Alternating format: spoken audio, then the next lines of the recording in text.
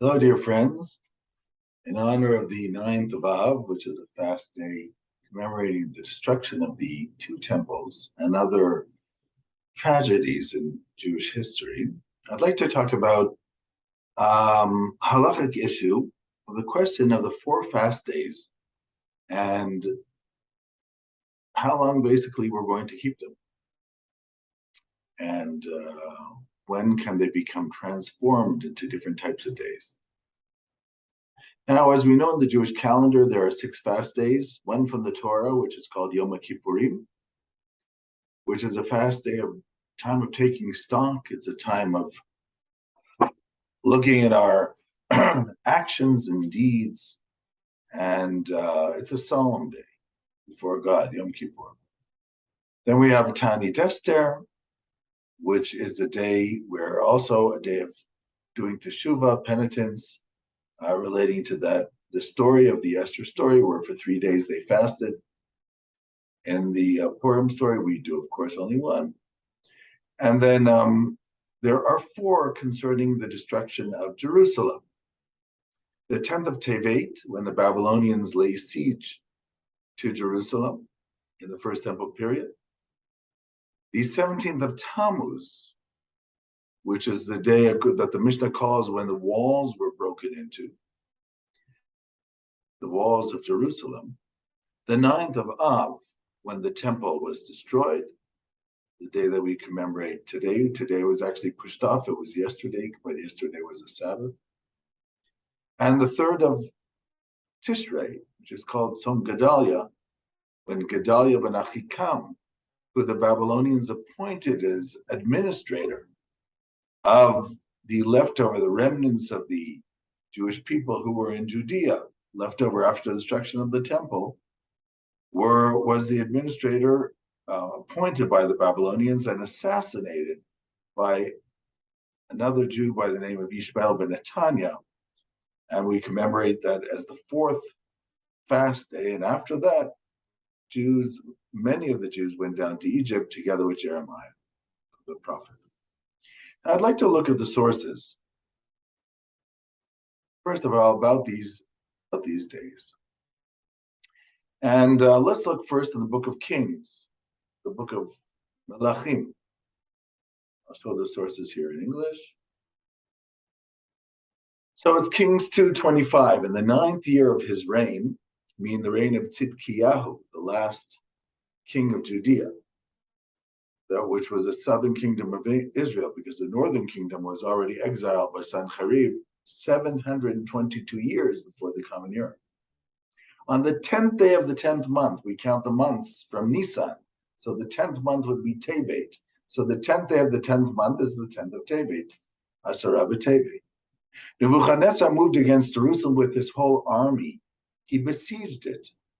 They built towers against it all around. The city continued in a stage of siege until the 11th year of King Tzidkiyahu. So that you have almost a year-long siege, which starts on the 10th of Tevet. Now, by the 9th day of the 4th month, when is the 4th month? Nisan, Iyar, Sivan, Tammuz. By the 9th day of Tammuz, the famine had become acute in the city. There was no food left for the common people. The wall of the city was breached. All the soldiers left the city by night through the gates. When we say all the soldiers, the Jewish soldiers, which was near the king's garden, and the Chaldeans were all around the city. And the king set out to the Arava, but he was caught by the Chaldean troops. They captured him, brought him before the king of Babylonia in Rivlah, put him on trial, slaughtered Tzidkiyahu's sons before his eyes. Then Tzidkiyahu's eyes were put out. He was chained in bronze fetters and brought to Babylon. Right? In antiquity, kings never killed kings, but they could take out their eyes. In the book of Judges, Adoni Bezek, he cut off the arms and the legs of the kings who captured, but kings never killed kings, which is probably why King Saul didn't want to kill the king of Amalek, despite the fact that he was commanded to do so. He understood already the agreements that kings had between them. And then Samuel killed the king. So far we have the 10th of Tevet, which today we commemorate also as a fast day. the siege of the city of Jerusalem. But here, instead of the 17th of Tammuz, it says the 9th. Now, does that mean that the famine started on the 9th, but the walls were breached on the 17th? Or where do you get the 17th from? Okay, let's continue to the next. And on the 7th day of the fifth month is Nisan, Iyar, Sivan, Tammuz, Av. So the fifth month is Av. On the 7th day of the fifth month, the 7th of Av, which was the 19th year of King Nebuchadnezzar of Babylonia, Nebuzaradan, the chief of the guards, came to Jerusalem. He burned the house of God, which is the temple. Then the king's palace and the houses of Jerusalem, he burned them down, the house of every notable person. So then we're talking about the 7th of Tammuz and not the 9th. And then the final fast day, King Nebuchadnezzar of Babylon put Gedaliah the son of Achikam in charge of the people who were left in Judah. When the officers of the troops and their men heard that the king of Babylon put Gedaliah in charge, they came to Gedaliah at Mitzpeh and Ishmael the son of Netaniah, together with their men. And Gedaliah said to them, "Don't be afraid of the servants of the Chaldeans." But in the 7th month, Ishmael the son of Netaniah, who is of royal descent, with 10 men, struck down Gedaliah and he died. This actually took place on Rosh Hashanah. But we commemorate it on the 3rd of Tishrei because we don't have fast days in Rosh Hashanah. So these are the days according to the Book of Kings. So it's the 10th of Tevet, the 9th of Tammuz, the 7th of and of course, it just says in the 7th month in Tishrei, Gedaliah was killed. Now let's look in the book of Jeremiah, Yirmiyahu, to see how the dates are written there. In the 9th year of his reign, on the 10th day of the 10th month, exactly like the book of Kings, King Nebuchadnezzar moved against Jerusalem and besieged it and built towers against it. So this happened on the 10th of Tevet, exactly like the book of Kings. And on the 9th day of the 4th month, the famine became acute in the city. There was no food left, and the walls were breached, exactly like the book of Kings, the 9th of Tammuz, which is the 4th month. Then I'm going to jump into the next paragraph. On the 10th day of the 5th month, meaning the 10th day of Av, which was the 19th year of King Nebuchadnezzar, Nebuzaradan, the chief of the guards, came to represent the king of Babylon in Jerusalem. He burnt the house of God, the king's palace, and all the houses of Jerusalem. He burned down the house of every notable. So where it says the 7th day in the book of Kings, here it says the 10th. So, according to Yirmiyahu, the only difference then is, instead of the 7th of Av, it says the 10th. Now we today commemorate the 9th. The Talmud says that the temple was built in a 2-day period. They set the fire on the 9th, and it burned into the 10th. However, it could be from Jeremiah that looks like this happened on the 7th, because it's on Book of Kings, it seems to apply that it started on the 7th. Maybe it took 5 days, 7, 8, 9, 10, 4 days for it to burn down, because from 7th and 10th is mentioned.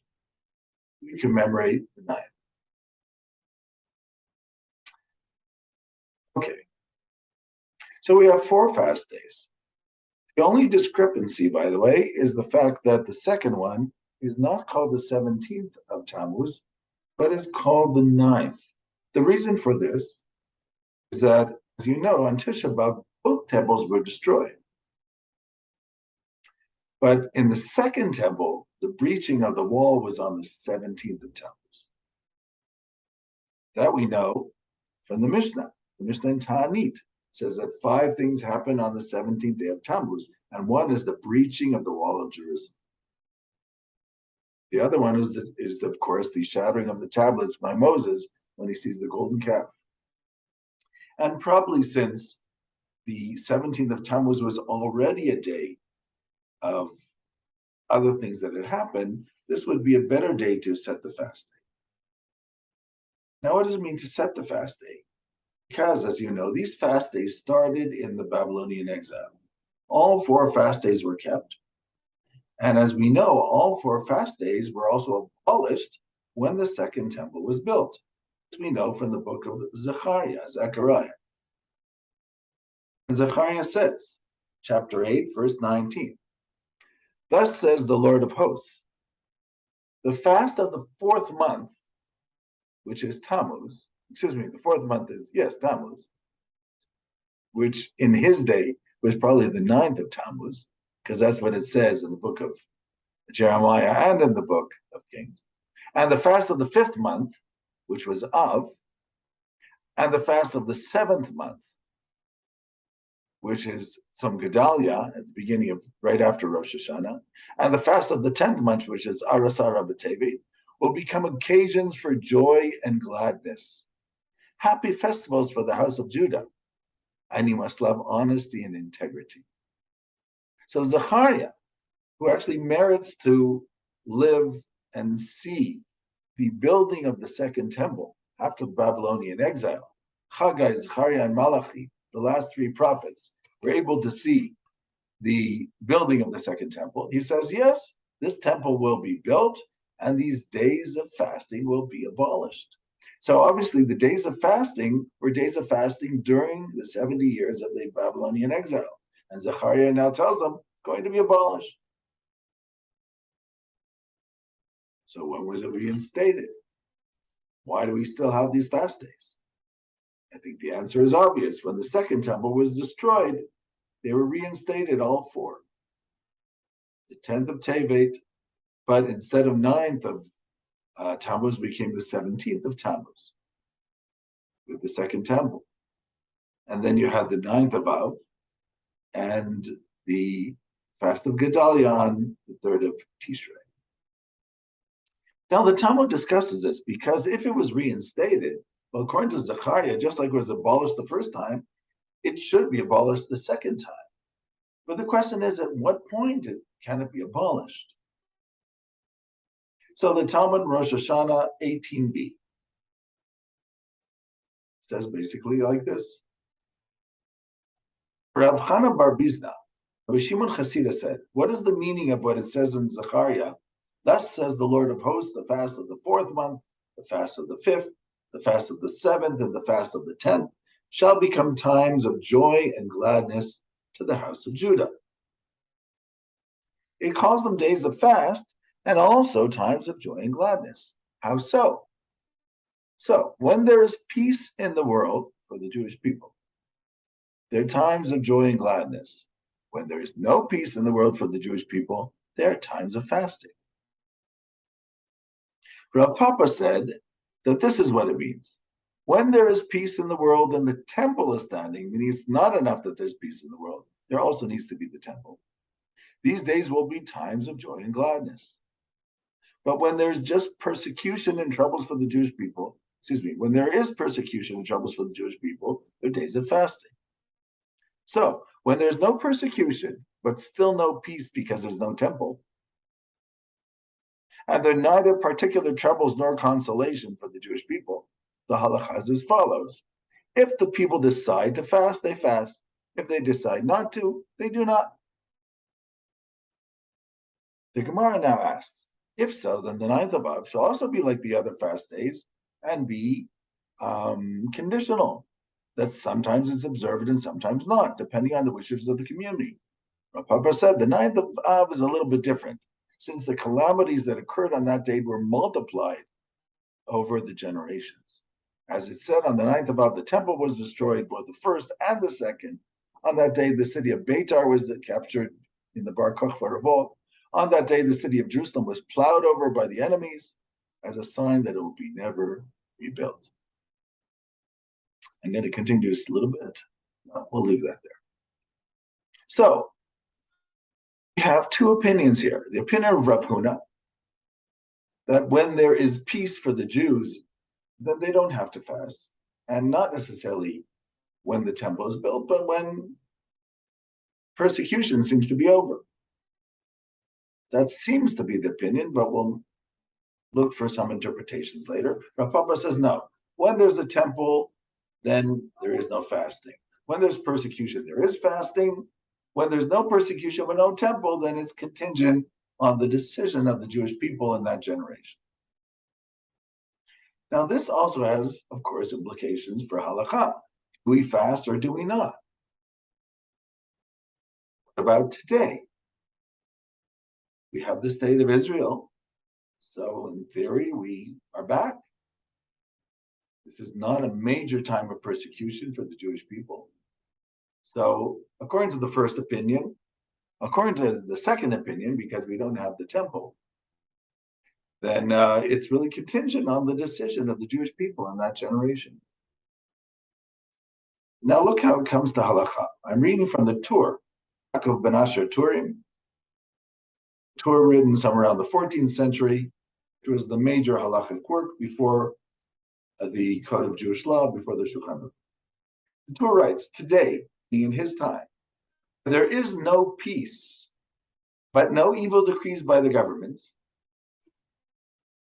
If they want, meaning if the Jewish people want, they fast. If they do not want, then they don't fast.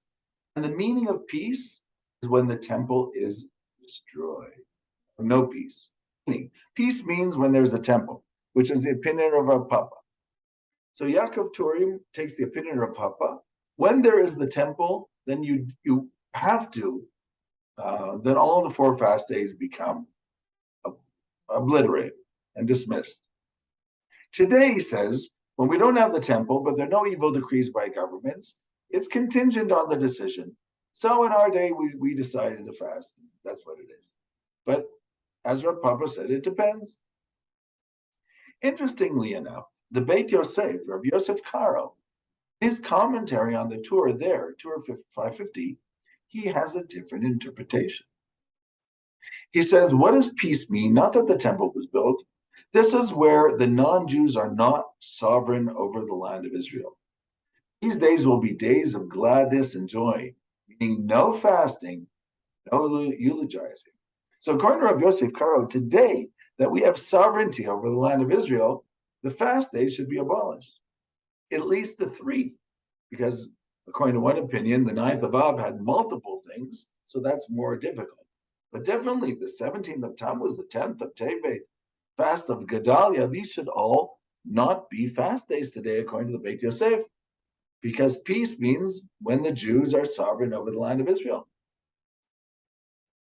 However, the Tur accepts the opinion of Rav Papa that as long as the temple is not built, it's not automatically abolished. It depends on the decision. So it appears today that our rabbis are following the opinion of the Tur. Because of the Beit Yosef, according to Rav Yosef Karo, it would be automatically abolished, possibly all 4. But according to the Tur, until the temple is built, it is contingent on the will of the people. So if people want to fast these days, they do. If they don't want to, then they don't. Which means, according to the Tur, when the day comes and we'll finally have the ability to build the temple, then definitely the 3 out of the 4 fasts will be eradicated, and possibly even the 9th of Av, because it might be a sign of ingratitude to eradicate it when we build the temple. There's a lot to say about building the temple and what it means, which I don't want to go into at this point.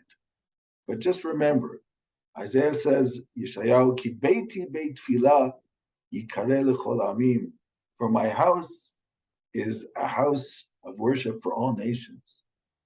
And one day we'll understand the meaning, the spiritual universal message that our temple has for the whole world.